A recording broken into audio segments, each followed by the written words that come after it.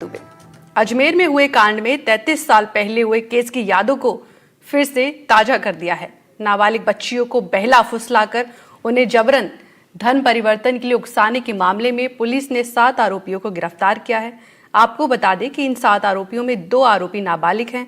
आरोपियों को गिरफ्तारी के बाद अजमेर पॉस्को कोर्ट में पेश किया गया, जहां आरोपियों ने अपना जुर्म कबूल किया है। फिलहाल आरोपियों को पुलिस रिमांड पर भेज दिया गया है और पुलिस मामले की गंभीरता से जांच कर रही है। तो आखिर क्या है ये पूरा मामला और इस कांड में अजमेर में ही हुए 1952 में कांड की याद को ताजा कैसे किया, इस केस का 1952 के उस भीतक कांड से क्या संबंध है, आज हम आपको इस स्पेशल रिपोर्ट में दिखाते हैं। 100 से ज्यादा लड़कियों को फुसलाने का मामला, लड़कियों की न्यूड फोटो खींचकर ब्लैकमेल किया गया,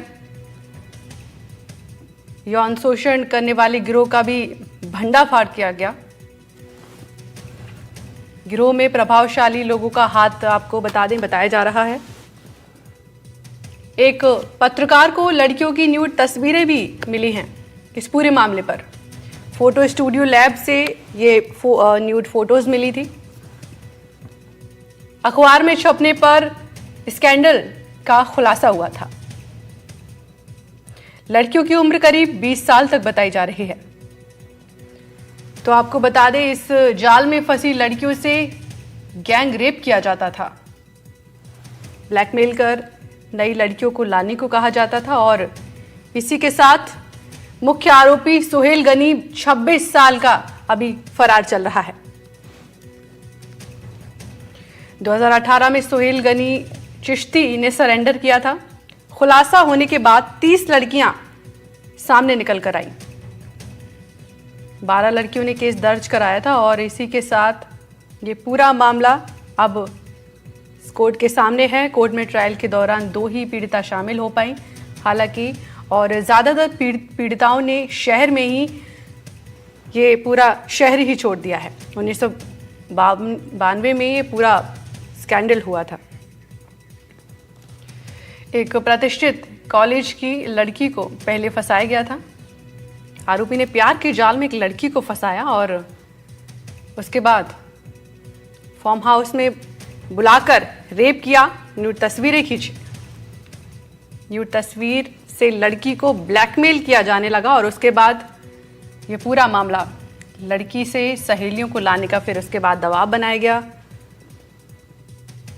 जो भी लड़की आती थी उसकी तस्वीरें खींची जाती थी। 100 से ज्यादा लड़कियां इस गैंगरेप का जो है शिकार हुई।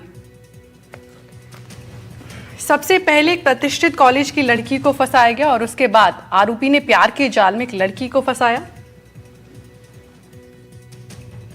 आपको बता दें कि फार्म हाउस में बुलाकर पहले रेप किया, न्यूड तस्वीरें खींची और पूरी वारदात को अंजाम दिया गया। न्यूड तस्वीर से लड़की को उसके बाद ब्लैकमेल किया जाने लगा। लड़की से सहेलियों को लाने का दबाव बनाया गया, जिसके बाद ये पूरा मामला सामने निकल कर आया और जो भी लड़की आती थी उसकी न्यूड तस्वीरें खींची जाती थी।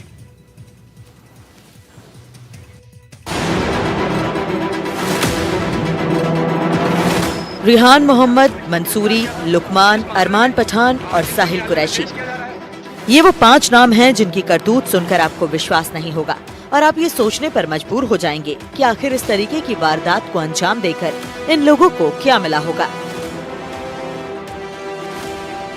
इन आरोपियों ने अजमेर में नाबालिग स्कूली छात्राओं को ब्लैकमेल करके जबरन उनका धर्म परिवर्तन करवाने की कोशिश की और इतना ही नहीं, लड़कियों के मना करने के बाद भी ये उन पर लगातार दबाव बनाते रहे।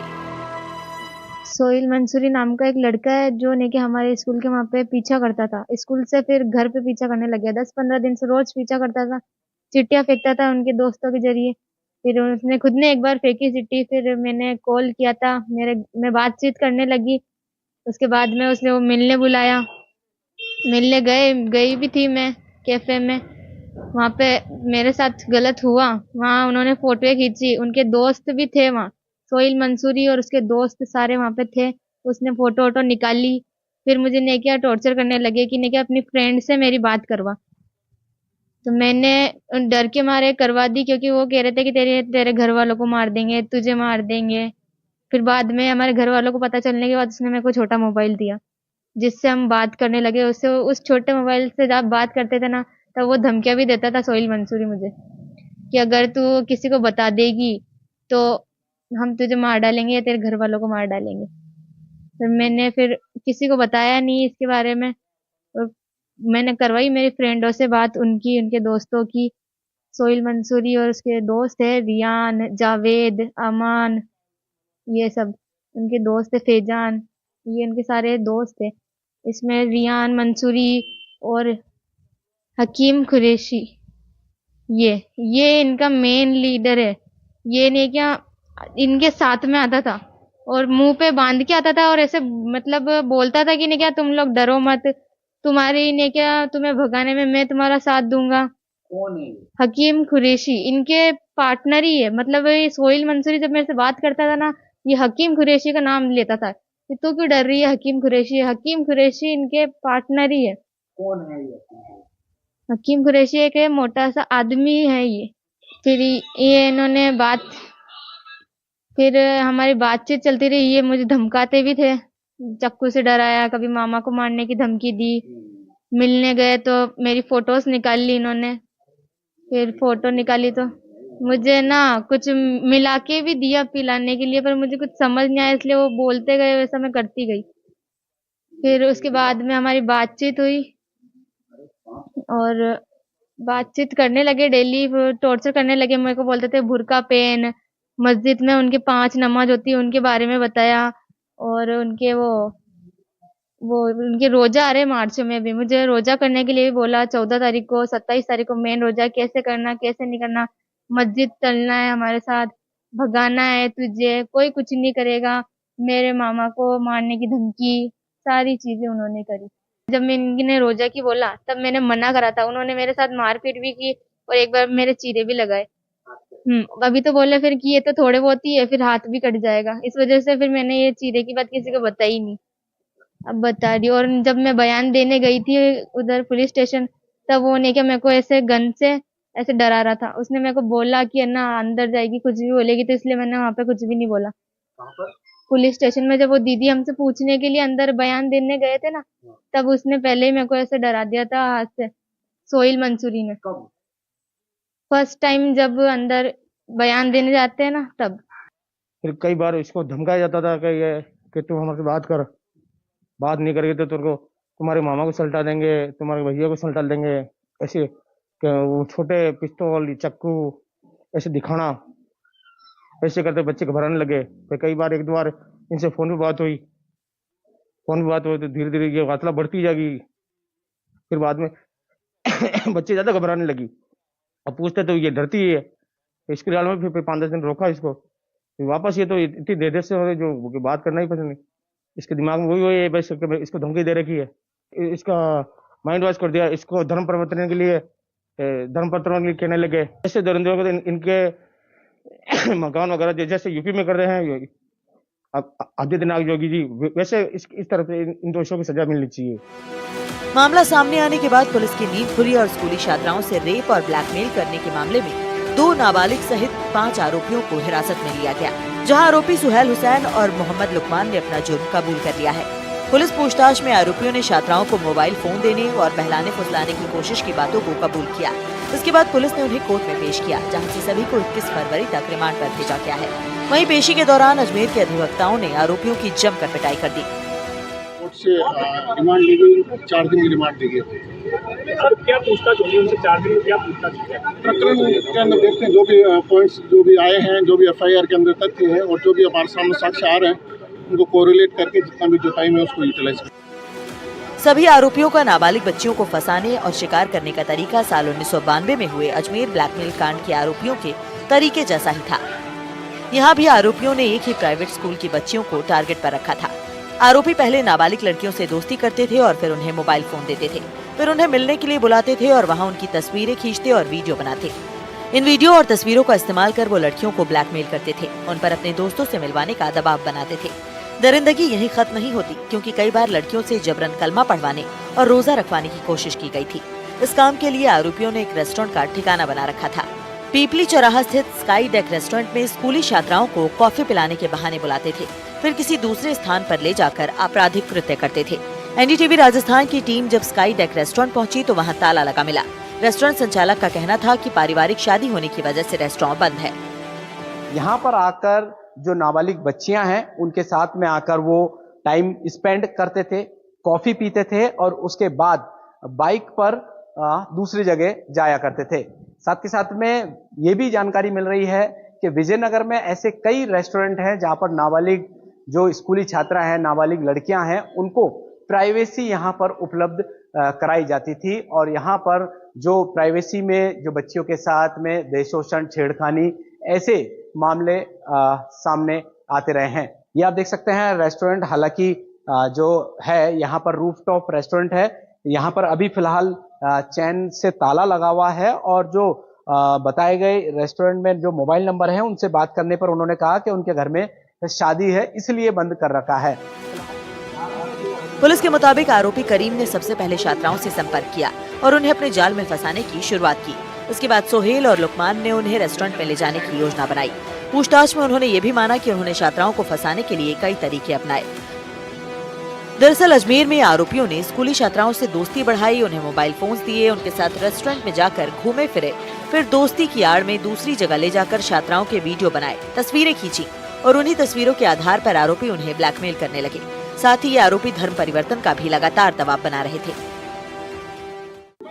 अब आपको बताते हैं कि आखिर इस कांड के तार 1992 में हुए अजमेर कांड की याद क्यों दिलाते हैं और क्या था वो पूरा मामला। 1992 में ये पूरा स्कैंडल हुआ था। 30 साल पहले ये ब्लैकमेल कांड हुआ था। 17 से 20 लड़कियों को शिकार बनाया गया था। 100 से ज्यादा लड़कियों को बहाने से फंसाया गया। लड़कियों की न्यूड फोटो खींचकर ब्लैकमेल किया गया। यौन शोषण करने वाले गिरोह का भांडाफोड़ हुआ था। गिरोह में प्रभावशाली लोगों का हाथ बताया गया था। एक पत्रकार को लड़कियों की न्यूड तस्वीरें मिली। फोटो स्टूडियो लैब से न्यूड तस्वीरें मिली थी।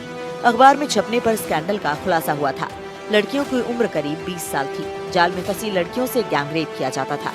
ब्लैकमेल कर नई लड़कियों को लाने के लिए कहा जाता। मुख्य आरोपी सुहेल गनी 26 साल तक फरार रहा। 2018 में सुहेल गनी चिश्ती ने सरेंडर किया था। खुलासा होने के बाद 30 लड़कियां सामने आई थीं। 12 लड़कियों ने केस दर्ज कराया था। कोर्ट में ट्रायल के दौरान 2 ही पीड़िता शामिल हुई।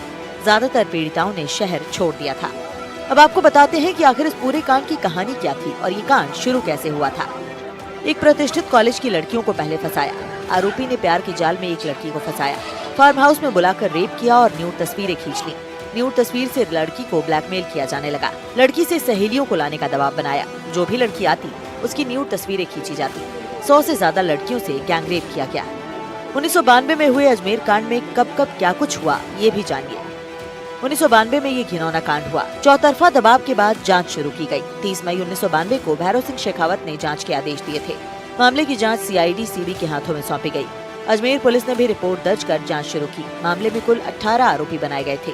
18 में से 9 आरोपियों को पहले ही सजा मिल चुकी है। एक आरोपी सुसाइड कर चुका है और एक आरोपी दूसरे केस में आरोपी है। एक आरोपी भगोड़ा घोषित है और 6 आरोपियों को उम्र कैद की सजा दी गई है। इस मामले में हाल ही में कोर्ट में आरोपियों को सजा सुनाई गई है और अब इस कांड ने एक बार फिर उन जख्मों को हरा कर दिया है। ठीक इसी तरह इन लड़कों ने भी एक ही स्कूल की बच्चियों को टारगेट किया और उन्हें बहला फुसलाकर उनके साथ जबरदस्ती की। साथ ही धर्म परिवर्तन के लिए दबाव बनाया। मामले में 5 नाबालिग पीड़िताओं के बयान दर्ज किए जा चुके हैं। बच्चियों के कोर्ट में बयान दर्ज हुए हैं, किसके समक्ष हुए हैं और क्या प्रोसीजर है? 5 लड़कियों के न्यायालय श्रीमान अपर मुख्य न्यायिक मजिस्ट्रेट नसीराबाद के समक्ष धारा 164 के बयान कलमबद्ध लेखबद्ध हुए हैं। अब ये इन्वेस्टिगेशन का पार्ट है। वो बयानों के आधार पर पता लगेगा कि भाई वास्तव में घटना इनके साथ घटी या नहीं घटी है, क्योंकि ये 164 के बयान बंद लिफाफे में पैक है। जब इन्वेस्टिगेशन ऑफिसर ही बता सकते हैं, अभी कुछ पता नहीं है। और जो ये केस चलेगा सारा अजमेर में चलेगा पॉक्सो कोर्ट के अंदर। 4 घंटे तक 164 के बयान यहाँ पर हो चुके हैं और बयान है जो कि बंद लिफाफे में यहाँ पर सेफ रख दिए गए हैं। और जब अनुसंधान अधिकारी पूरी जांच कर लेंगे उसके बाद जो 164 के बयान हैं वो भी इस आरोपियों को सजा दिलाने में बहुत महत्वपूर्ण साबित होंगे। हालांकि जो बालिका हैं पीड़िता, उन्होंने क्या बयान दिए हैं वो अभी बंद लिफाफे में है। दूसरी ओर जो अभिभावक संघ ने आरोपियों की पैरवी का बहिष्कार किया है, क्या मांग है आप लोगों की? हम चाहते हैं कि पीड़ित को कम से कम जल्द न्याय मिले और तीव्रता से कार्रवाई करे पुलिस इनके खिलाफ। और जो भी प्राइवेट इन्वेस्टिगेशन हो रही है, जैसे भी अभी आज 164 के बयान है, जैसे जैसे आगे से आगे कड़ी कड़ी से जुड़ती जाएंगी। जितने भी अपराधी है आगे और भी है इस मामले में संलिप्त, उसको जल्दी विजयनगर पुलिस जल्दी गिरफ्तार करके इनको और आगे तीव्रता से इस पर न्याय दिलाने के लिए। और हमारे अभिभाषक संघ विजयनगर ने एक प्रस्ताव लिया कि आरोपियों की हम पैरवी नहीं करेंगे और जो परिवादी है, जो पीड़ित बालिकाएं हैं, उनकी तरफ से हम पैरवी करेंगे। जो दोषियों को कड़ी से कड़ी सजा मिल सके, इसके लिए हम पैरवी करेंगे। यही मैं एडवोकेट रामनिवास जाट, विजयनगर। यहाँ पर देखिए, विजयनगर के एडवोकेट रामनिवास जाट ने ऐलान किया है कि कोई भी अधिवक्ता विजयनगर का आरोपियों की पैरवी नहीं करेगा और पीड़िताओं की तरफ से वह निःशुल्क अपनी यहाँ पर पैरवी करेंगे। फिलहाल 164 के बयान पीड़िताओं के हो चुके हैं और यहाँ पर जो आरोपी हैं उनको अजमेर के पोस्को कोर्ट में पेश किया गया और पीड़िताओं के बयान को बंद लिफाफे में सुरक्षित रखा गया है। साथ ही अधिवक्ताओं ने भी ये बात कही है कि कोई भी वकील इन आरोपियों की पैरवी नहीं करेगा। राजस्थान में इस तरीके के बढ़ते मामलों को लेकर सरकार ने भी कुछ दिनों पहले ही विधानसभा में धर्मांतरण को लेकर बिल पेश किया है, जिसमें आरोपियों के खिलाफ कड़ी सजा का प्रावधान है। फिलहाल पुलिस इस मामले की जांच में जुट गई है और इस कांड के तार को सुलझाने की कोशिश की जा रही है। अब देखने वाली बात ये होगी कि इस मामले में कब और क्या क्या खुलासे होते हैं। जो नाबालिग बच्चियां हैं उनके 164 के बयान माननीय न्यायालय के समक्ष दर्ज हो चुके हैं और फिलहाल पुलिस हर पहलू पर जांच कर रही है। और जांच अधिकारी सीओ सज्जन सिंह का ये भी कहना है कि इस मामले में और भी आरोपियों को डिटेन किया है। एनडीटीवी राजस्थान अजमेर से पवन अटारिया।